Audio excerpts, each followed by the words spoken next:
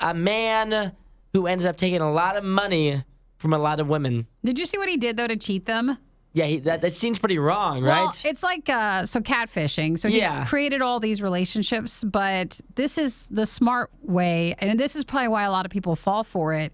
He would give women money in the beginning. He would build up that trust, and then give or take, a few months or a year into the relationship. After he's built it up. Yeah, and then he would come back and ask for money, and that's when he would start taking theirs at a greater pace than when he was way larger borrowing. amount. Yeah. See, because I see the one, so essentially it was 8 women that were victims of this plan.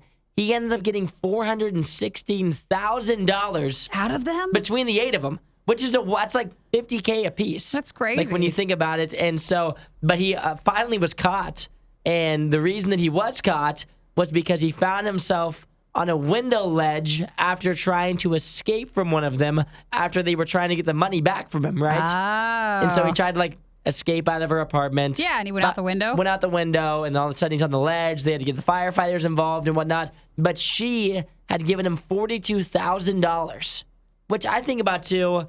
There's no way. How much money would you possibly be willing to give someone that you've only known for a couple months? But if $42,000? If you were dating them, they gave you money and you didn't know, and maybe it was slow amounts, like a couple thousand here or couple thousand there. Here's $3K. He got caught so much. He was on the 23rd floor. No way. That's way high. He could not get down unless the police came, and then he was found out. He was pretending to be a successful owner of a home renovation company in China, and he met all these women on an online dating site, and he befriended them, and then before you know it, it's a tale as old as time. They got taken advantage hustled, of. Yep. and they want their money back. See, I think about too, they gave him the money, so can they get it back? How do you get it back? I think he can be arrested for fraud and stuff, especially if he was asking for a loan.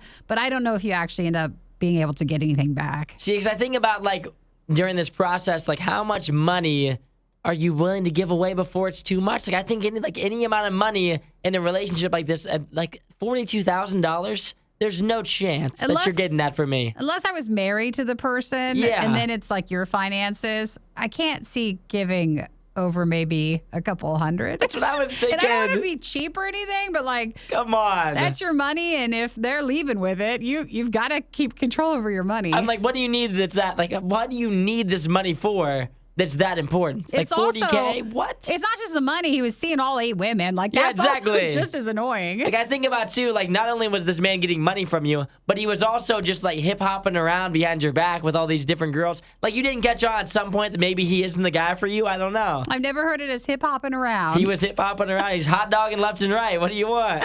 He's a fraud, and so now he's being investigated, and he's in custody. If you like that video, there's a ton more. Go check out our past videos and subscribe so you don't miss what we do next.